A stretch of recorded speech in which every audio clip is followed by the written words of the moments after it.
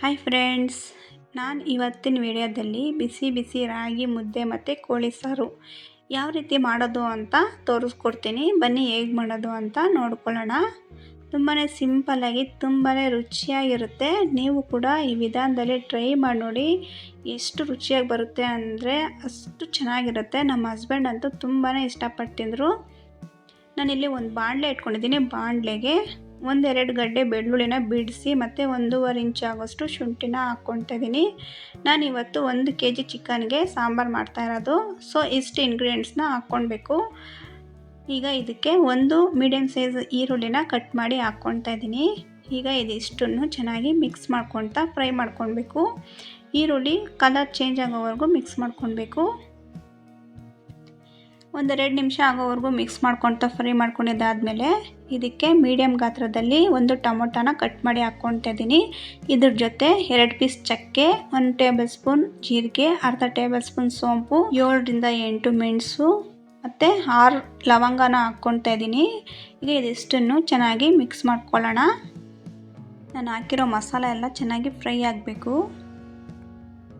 ಈ ರೀತಿ ಮಸಾಲೆ ಎಲ್ಲ ಚೆನ್ನಾಗಿ ಹುರ್ಕೊಂಡು ಮಾಡೋದ್ರಿಂದ ಸಾಂಬಾರು ತುಂಬಾ ರುಚಿಯಾಗಿ ಬರುತ್ತೆ. ಈಗ ನೋಡಿ, ಟೊಮೊಟೊ ಕೂಡ ಸ್ವಲ್ಪ ಸಾಫ್ಟ್ ಆಗಿದೆ. ಈಗ 1 ಹಿಡಿ ಆಗೋಷ್ಟು ಕೊತ್ತಂಬರಿ ಸೊಪ್ಪು, ಅರ್ಧ ಹಿಡಿ ಆಗೋಷ್ಟು ಪುದೀನನ ಹಾಕ್ಕೊಳ್ತಿದ್ದೀನಿ. ಪುದೀನ ಮತ್ತು ಕೊತ್ತಂಬರಿ ಸೊಪ್ಪು ಚೆನ್ನಾಗಿ ಎಣ್ಣೆಯಲ್ಲಿ ಫ್ರೈ ಆಗಿಬಿಡಬೇಕು. ಅಲ್ಲಿವರೆಗೂ ಚೆನ್ನಾಗಿ ಮಿಕ್ಸ್ ಮಾಡ್ಕೊಳ್ತಾ ಇರಬೇಕು. ನೋಡಿ, ಪುದೀನ ಮತ್ತು ಕೊತ್ತಂಬರಿ ಸೊಪ್ಪು ಚೆನ್ನಾಗಿ ಮಿಕ್ಸ್ ಆಗ್ತಾ ಫ್ರೈ ಆಗಿದೆ. ಲೋ ಫ್ಲೇಮಲ್ಲೇ ಇಟ್ಕೊಂಡು ಫ್ರೈ ಮಾಡ್ಕೊಳ್ಳಿ. ತುಂಬ ಹೈ ಫ್ಲೇಮಲ್ಲಿ ಇಟ್ಕೊಳೋದು ಫ್ರೈ ಮಾಡ್ಕೊಳೋದಕ್ಕೆ ಹೋಗಬೇಡಿ. ಈಗ ಇದಕ್ಕೆ ಖಾರಕ್ಕೆ ಮೆಣಸಿನ್ಕಾಯಿ ಆದರೂ ಹಾಕ್ಕೊಳ್ಬೋದು, ಇಲ್ಲಾಂದರೆ ಖಾರದ ಪುಡಿ ಆದರೂ ಹಾಕ್ಕೊಬೋದು. ನಾನು ಖಾರಕ್ಕೆ ಎಷ್ಟು ಬೇಕೋ ಅಷ್ಟು ಖಾರದ ಪುಡಿ, 1-2 ಟೇಬಲ್ ಸ್ಪೂನ್ ಆಗೋಷ್ಟು ಧನಿಯಾ ಪುಡಿ ಹಾಕ್ಕೊಳ್ತಿದ್ದೀನಿ. ಅರ್ಧ ಹಿಡಿ ಆಗೋಷ್ಟು ಕಾಯಿ ತುರಿನ ಹಾಕ್ಕೊಂಡು ಸ್ಟವ್ನ ಆಫ್ ಮಾಡ್ಕೊಂಡಿದ್ದೀನಿ. ಸ್ಟವ್ನ ಆಫ್ ಮಾಡಿಬಿಟ್ಟು ಈಗ ಅದು ಮಸಾಲೆ ಎಲ್ಲ ಹುರಿದಿರೋ ಬಿಸಿ ಇರುತ್ತಲ್ಲ, ಸೊ ಬಿಸಿಯಲ್ಲೇ ಚೆನ್ನಾಗಿ ಮಸಾಲೆ ಮತ್ತು ಕಾಯಿ ತುರಿನ ಚೆನ್ನಾಗಿ ಮಿಕ್ಸ್ ಮಾಡಿಕೊಂಡು ಬಿಸಿ ಮಾಡ್ಕೊಳ್ತಾ ಇದ್ದೀನಿ. ಸ್ಟವ್ನ ಆಫ್ ಮಾಡ್ಕೊಳ್ಬೇಕು, ಇಲ್ಲಾಂದರೆ ಅದು ಟೇಸ್ಟೇ ಚೆನ್ನಾಗಿರೋದಿಲ್ಲ. ಕಾಯಿ ತುರಿ ಹಾಕಿರ್ತೀವಲ್ಲ, ಅದು ಸ್ವಲ್ಪ ತೀದೋಗ್ಬಿಡುತ್ತೆ. ಸೊ ಅದಕ್ಕೋಸ್ಕರ ಸ್ಟವ್ನ ಆಫ್ ಮಾಡಿಬಿಟ್ಟು ಈ ರೀತಿಯಾಗಿ ಮಿಕ್ಸ್ ಮಾಡಿಕೊಂಡ್ರೆ ಅದು ಸ್ವಲ್ಪ ಬೆಚ್ಚಗೆ ಆಗುತ್ತೆ. ಈಗ ಲಾಸ್ಟಲ್ಲಿ 1 ಟೇಬಲ್ ಸ್ಪೂನ್ ಆಗೋಷ್ಟು ಗಸಗಸೆನ ಹಾಕ್ಕೊಳ್ತಿದ್ದೀನಿ. ಗಸಗಸೆ ಹಾಕಿ ಮತ್ತೆ ಒಂದು ನಿಮಿಷ ಇದನ್ನು ಚೆನ್ನಾಗಿ ಮಿಕ್ಸ್ ಮಾಡಿಕೊಂಡ್ರೆ ಅದರಲ್ಲಿರೋ ಬಿಸಿಗೆಲ್ಲ ಅದು ಕೂಡ ಬೆಚ್ಚಗಾಗ್ಬಿಡುತ್ತೆ. ಮಿಕ್ಸ್ ಮಾಡ್ಕೊಂಡಿದ್ದಾದಮೇಲೆ ಇದನ್ನು ಸ್ವಲ್ಪ ಆರೋದಕ್ಕೆ ಬಿಡೋಣ. ಇದು ತಣ್ಣಗಾದಮೇಲೆ ಮಿಕ್ಸಿ ಜಾರ್ಗೆ ಹಾಕ್ಕೊಳ್ಬೇಕಾಗುತ್ತೆ. ನೋಡಿ, ಇಷ್ಟು ಮಸಾಲಾನ ಚೆನ್ನಾಗಿ ಹುರಿದು ಮಾಡಿದ್ರೆ ಸಾಂಬಾರು ಕೂಡ ಗಟ್ಟಿ ಬರುತ್ತೆ ಮತ್ತು ಟೇಸ್ಟು ಕೂಡ ಸಖತ್ತಾಗಿರುತ್ತೆ. ಈಗ ತಣ್ಣಗಾಗಿದೆ. ಇದನ್ನೆಲ್ಲ ಮಿಕ್ಸಿ ಜಾರ್ಗೆ ಹಾಕ್ಕೊಳ್ತಾ ಇದ್ದೀನಿ. ಜಾಸ್ತಿ ಕೂಡ ತಣ್ಣಗಾಗೋದಕ್ಕೆ ಬಿಟ್ಟಿಲ್ಲ, ಸ್ವಲ್ಪ ಬಿಸಿ ಇರೋವಾಗಲೇ ನಾನು ಹಾಕ್ಕೊಳ್ತಾ ಇದ್ದೀನಿ. ಎಲ್ಲದನ್ನು ಹಾಕ್ಕೊಂಡು ರುಬ್ಬೋದಕ್ಕೆ ಎಷ್ಟು ಬೇಕೋ ಅಷ್ಟು ನೀರನ್ನ ಹಾಕ್ಕೊಂಡು ನುಣ್ಣಗೆ ಪೇಸ್ಟ್ ಮಾಡ್ಕೊಂಬರೋಣ. ನೀವೇನಾದರೂ ಈ ರೀತಿಯಾಗಿ ಒಂದು ಸಲನೂ ಮಾಡಿಲ್ಲ ಅಂದರೆ ಒಂದು ಸಲ ಮಾಡಿ ನೋಡಿ, ತುಂಬಾ ರುಚಿಯಾಗಿರುತ್ತೆ.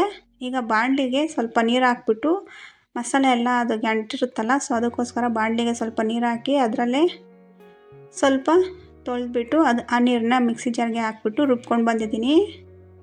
ನೋಡಿ, ತುಂಬಾ ನುಣ್ಣಗೆ ರುಬ್ಕೊಂಡು ಬಂದಿದ್ದೀನಿ. ಈಗ ಒಗ್ಗರಣೆ ಮಾಡ್ಕೊಳ್ಳೋಣ. ಒಗ್ಗರಣೆ ಮಾಡ್ಕೊಳೋದಕ್ಕೆ ನಾನು ಕುಕ್ಕರ್ ಇಟ್ಕೊಂಡಿದ್ದೀನಿ. ಕುಕ್ಕರ್ಗೆ ಸ್ವಲ್ಪ ಎಣ್ಣೆ ಹಾಕ್ಕೊಳ್ತಿದ್ದೀನಿ. ಎಣ್ಣೆ ಚೆನ್ನಾಗಿ ಬಿಸಿ ಆದಮೇಲೆ ಒಂದು ಮೀಡಿಯಮ್ ಸೈಜಲ್ಲಿ ಒಂದು ಈರುಳ್ಳಿನ ಕಟ್ ಮಾಡಿ ಹಾಕ್ಕೊಂಡು ಫ್ರೈ ಮಾಡ್ಕೊಳ್ತಾ ಇದ್ದೀನಿ. ಈರುಳ್ಳಿ ಸ್ವಲ್ಪ ಕಲರ್ ಚೇಂಜ್ ಆಗೋವರೆಗೂ ಫ್ರೈ ಮಾಡ್ಕೊಂಡಿದ್ದಾದಮೇಲೆ ಇದಕ್ಕೆ ನಾನು 1 kg ಆಗೋಷ್ಟು ಚಿಕನ್ನ ಆಗಲೇ ಹೇಳಿದ್ದೀನಲ್ಲ, 1 kg ಆಗೋಷ್ಟು ಚಿಕನ್ನ ಚೆನ್ನಾಗಿ ತೊಳೆದು ಇಟ್ಕೊಂಡಿದ್ದೆ ಫಸ್ಟೇ. ಈಗ ಚಿಕನ್ನ ಹಾಕ್ಕೊಂಡು ಮಿಕ್ಸ್ ಮಾಡ್ಕೊಳ್ಳೋಣ.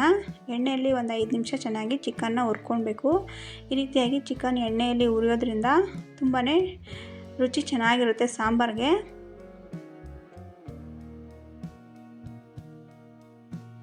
ಇದಕ್ಕೆ ಸ್ವಲ್ಪ ಅರಿಶಿನ ಪುಡಿ ಹಾಕ್ಕೊಳ್ತಾ ಇದ್ದೀನಿ. ಅರಿಶಿನ ಪುಡಿ ಹಾಕ್ಬಿಟ್ಟು ಚೆನ್ನಾಗಿ ಮಿಕ್ಸ್ ಮಾಡ್ಕೊಳ್ಳೋಣ. ಈರುಳ್ಳಿ ಮತ್ತು ಅರಿಶಿನ ಪುಡಿ, ಚಿಕನ್ನು ಇಷ್ಟೂ ಎಣ್ಣೆಯಲ್ಲಿ ಚೆನ್ನಾಗಿ ಮಿಕ್ಸ್ ಆಗಬೇಕು.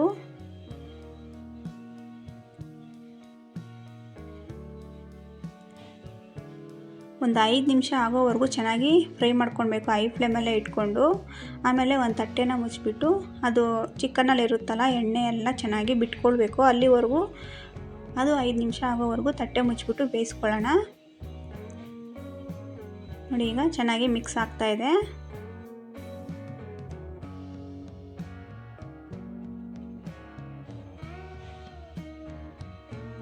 ಈಗ ಇದ್ರ ಮೇಲೆ ಒಂದು ತಟ್ಟೆನ ಮುಚ್ಚಿ ಒಂದು 5 ನಿಮಿಷ ಕುದಿಯೋವರೆಗೂ ಬೇಯಿಸ್ಕೊಳ್ಳೋಣ.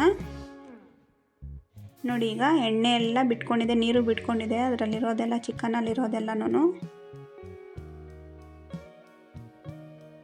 ಈಗ ಮತ್ತೆ ಒಂದು ಸಲ ಮಿಕ್ಸ್ ಮಾಡಿ ಆಗಲೇ ನಾವು ರುಬ್ಬಿಟ್ಕೊಂಡಿದ್ವಲ್ಲ ಮಸಾಲೆನೆಲ್ಲ ಹಾಕ್ಕೊತಿದ್ದೀನಿ.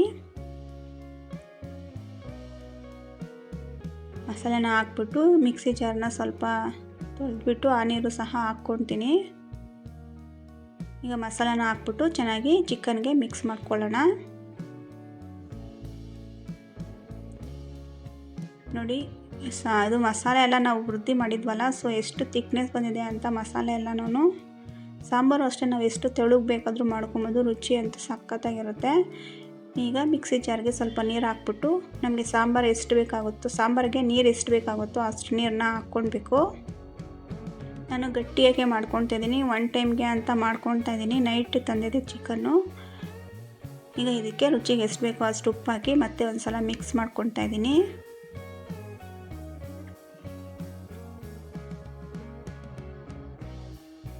ಈಗ ತಟ್ಟೆನ ಮುಚ್ಚಿಬಿಟ್ಟು ಇದು ಕುದಿಯೋವರೆಗೂ ಬೇಯಿಸ್ಕೊಳ್ಳೋಣ.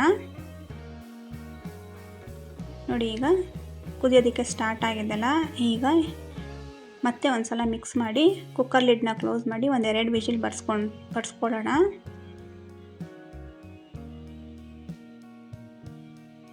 ಇದು 2 ವಿಷಿಲ್ ಬರ್ತಾ ಇರಲಿ, ಅಷ್ಟೊತ್ತಿಗೆ ನಾವು ಮುದ್ದೆ ಮಾಡೋದಕ್ಕೆ ರೆಡಿ ಮಾಡ್ಕೊತಾ ಇದ್ದೀನಿ.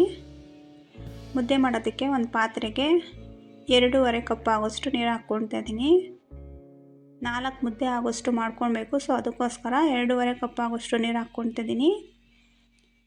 ಈಗ ಇದಕ್ಕೆ 1-2 ಟೇಬಲ್ ಸ್ಪೂನ್ ಆಗೋಷ್ಟು ರಾಗಿ ಹಿಟ್ಟನ್ನ ಹಾಕ್ಕೊಂಡು ಒಂದು ತಟ್ಟೆನ ಮುಚ್ಚಿಬಿಟ್ಟು ಅದು ಹೊಂಗೆ ಬರೋವರೆಗೂ ಬಿಸಿ ಮಾಡ್ಕೊಳ್ಳೋಣ. ನೋಡಿ ಈಗ ಹೊಂಗೆ ಬರೋದಕ್ಕೆ ಸ್ಟಾರ್ಟ್ ಆಗಿದೆ. ಈಗ ನಾವು ಸ್ಟವ್ನ ಕಮ್ಮಿ ಇಟ್ಕೊಂಡು 2 ಕಪ್ ಆಗೋಷ್ಟು ರಾಗಿ ಹಿಟ್ಟನ್ನ ಹಾಕ್ಕೊತಾ ಇದ್ದೀನಿ. 2.5 ಕಪ್ಪು ನೀರಿಗೆ 2 ಕಪ್ ಆಗೋಷ್ಟು ರಾಗಿ ಹಿಟ್ಟು. ಈಗ ಹಿಟ್ಟು ಮಾಡೋ ಕೋಲ್ ತಗೊಂಡು ಚೆನ್ನಾಗಿ ಮಿಕ್ಸ್ ಮಾಡ್ಕೊತಾ ಇದ್ದೀನಿ. ಮೊದಲಿಗೆ 1 ಕಪ್ ಆಗೋಷ್ಟು ರಾಗಿ ಹಿಟ್ಟನ್ನ ಹಾಕ್ಕೊಂಡು ಮಿಕ್ಸ್ ಮಾಡ್ಕೊಳ್ಳೋಣ. ಆಮೇಲೆ ಇನ್ನು ಮಿಕ್ಕಿದ 1 ಕಪ್ನ ಹಾಕ್ಕೊಂಡು ಚೆನ್ನಾಗಿ ಬೇಯಿಸೋದಕ್ಕೆ ಇಟ್ಬಿಡೋಣ. ನೋಡಿ ಈಗ ಗಂಟುಗಳ ಥರ ಕಾಣಿಸ್ತಾ ಇದೆ, ಇದೇನು ಗಂಟು ಆಗೋದಿಲ್ಲ, ತುಂಬಾ ಸಾಫ್ಟಾಗಿ ಬರುತ್ತೆ. ಈಗ ನಾನು ಮತ್ತೆ ಸ್ವಲ್ಪ ಹಿಟ್ಟನ್ನ ಹಾಕ್ಕೊಂಡು ಮಿಕ್ಸ್ ಮಾಡ್ಕೊತಾ ಇದ್ದೀನಿ. ಲಾಸ್ಟಲ್ಲಿ ಸ್ವಲ್ಪ ಮಿಕ್ಕಿತ್ತಲ್ಲ, ಸೊ ಅದನ್ನು ಕೂಡ ಹಾಕ್ಬಿಟ್ಟು ಒಂದು ತಟ್ಟೆನ ಮುಚ್ಚಿ ಬೇಯಿಸೋದಕ್ಕೆ ಇಟ್ಬಿಡ್ತೀನಿ.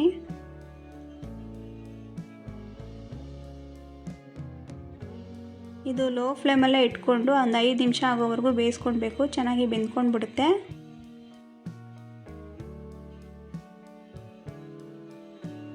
ಈ ರೀತಿಯಾಗಿ ಮಿಕ್ಸ್ ಮಾಡಿ ಬೇಯಿಸಿದ್ರೆ ಚೆನ್ನಾಗಿ ಬೆಂದ್ಕೊಳ್ಳುತ್ತೆ ಎಲ್ಲ ಹಿಟ್ಟು ಕೂಡ. ಈಗ ಲಾಸ್ಟಲ್ಲಿ ಸ್ವಲ್ಪ ಹಿಟ್ಟನ್ನ ಹಾಕ್ಬಿಟ್ಟು ಒಂದು ತಟ್ಟೆನ ಮುಚ್ಚಿ ಬೇಯಿಸ್ಕೊಳ್ತಾ ಇದ್ದೀನಿ. ಬೇಯೋದಕ್ಕೆ ಲೋ ಫ್ಲೇಮಲ್ಲೇ ಇಟ್ಕೊಂಡು 5 ನಿಮಿಷ ಆಗೋವರೆಗೂ ಬೇಯಿಸ್ಕೊಂಡ್ರೆ ಸಾಕು. ಸ್ಮೆಲ್ಲಲ್ಲೇ ಗೊತ್ತಾಗುತ್ತೆ ಬೆಂದಿದೆಯೋ ಇಲ್ಲ ಅಂತ. ಈಗ ನೋಡಿ ಒಂದು 5 ನಿಮಿಷ ಆಗಿದೆ. ಈಗ ತಟ್ಟೆನ ತೆಗೆದ್ಬಿಟ್ಟು ಈಗ ಇದನ್ನು ಚೆನ್ನಾಗಿ ನಾದ್ಕೊಳ್ಬೇಕಾಗುತ್ತೆ ಕಡ್ಡಿಯಲ್ಲಿ. ನೋಡಿ ನಾನು ವಿಡಿಯೋದಲ್ಲಿ ತೋರಿಸ್ತಾ ಇದ್ದೀನಲ್ಲ, ಸೊ ಆ ರೀತಿಯಾಗಿ ಚೆನ್ನಾಗಿ ಮಿಕ್ಸ್ ಮಾಡ್ಕೊಳ್ತಾ ಇರಬೇಕು, ಚೆನ್ನಾಗಿ ನಾದ್ಕೊಳ್ಬೇಕು.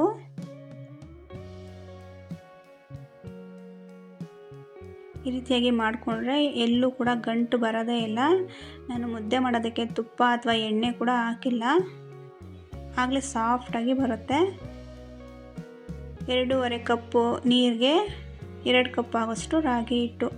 ತುಂಬಾ ಮೆತ್ತಗೆ ಇತ್ತು ಹಿಟ್ಟಂತೂ. ಈ ರೀತಿ ಮಾಡಿದ್ರೆ ನನ್ನ ಮಗನಿಗೆ ತುಂಬಾ ಇಷ್ಟ, ಸೊ ಅದಕ್ಕೋಸ್ಕರ ನಾನು ಈ ರೀತಿಯಾಗಿ ಮಾಡಿ ತೋರಿಸ್ತಾ ಇದ್ದೀನಿ. ನಾವು ಮುದ್ದೆಗೆ ನುಚ್ಚು ಹಾಕ್ಬಿಟ್ಟು ಮಾಡೋದು ಮುದ್ದೆನ. ಈ ರೀತಿಯಾಗಿ ಮಾಡಿದ್ರೆ ನನ್ನ ಮಗನಿಗೆ ತುಂಬಾ ಇಷ್ಟ, ಅದಕ್ಕೋಸ್ಕರ ನಾನು ಮುದ್ದೆನ ಇದೇ ರೀತಿಯಾಗಿ ಮಾಡ್ತಾಯಿದ್ದೀನಿ. ನೋಡಿ ಎಲ್ಲೂ ಕೂಡ ಗಂಟುಗಳಾಗಿ ಎಲ್ಲೂ ಕೂಡ ಕಾಣಿಸ್ತಾ ಇಲ್ಲ. ತುಂಬಾ ಸಾಫ್ಟಾಗಿ ತಿನ್ನೋವಾಗ ಸಾಫ್ಟ್ ಕೂಡ ಮುಟ್ಟೋದಕ್ಕೆ ತುಂಬಾ ಸಾಫ್ಟಾಗಿರುತ್ತೆ. ಈಗ ಮುದ್ದೆ ಕೂಡ ರೆಡಿ ಆಯಿತು. 4 ಮುದ್ದೆ ಆಗೋಷ್ಟು ಮಾಡಿಟ್ಟಿಟ್ಕೊಂಡಿದ್ದೀನಿ. ಅಷ್ಟರಲ್ಲಿ ಕುಕ್ಕರು ಕೂಡ 2 ವಿಜಿಲ್ ಬಂದಿತ್ತು. ನೋಡಿ ಓಪನ್ ಮಾಡಿ ತೋರಿಸ್ತೀನಿ. ತುಂಬಾ ಚೆನ್ನಾಗಿ ಬಂದಿದೆ. ನೋಡಿ ಮೇಲೆ ಎಲ್ಲ ಎಣ್ಣೆ ಬಿಟ್ಕೊಂಡಿದೆ. ನಾವು ಹಾಕಿದ್ದೆ 5ರಿಂದ 6 ಟೇಬಲ್ ಸ್ಪೂನ್ ಆಗೋಷ್ಟು ಎಣ್ಣೆ ಅಷ್ಟೇನೆ. ತುಂಬಾ ಚೆನ್ನಾಗಿ ಸಾಂಬಾರು ಕೂಡ ಘಮ ಘಮ ಅಂತ ರೆಡಿ ಆಯಿತು. ಈಗ ತಟ್ಟೆಗೆ ಸರ್ವ್ ಮಾಡ್ಕೊಳ್ತಾ ಇದ್ದೀನಿ ಬಿಸಿ ಬಿಸಿ ರಾಗಿ ಮುದ್ದೆ ಮತ್ತು ಚಿಕನ್ ಸಾಂಬಾರು. ನೋಡಿದ್ರಲ್ಲ, ನೀವು ಕೂಡ ಈ ವಿಧಾನದಲ್ಲಿ ಒಂದ್ಸಲ ಟ್ರೈ ಮಾಡಿ ನೋಡಿ, ತುಂಬಾ ರುಚಿಯಾಗಿ ಬರುತ್ತೆ. ಮಾಡಿಬಿಟ್ಟು ಹೇಗಿತ್ತು ಅಂತ ಕಮೆಂಟಲ್ಲಿ ತಿಳಿಸಿ. Thank you for watching.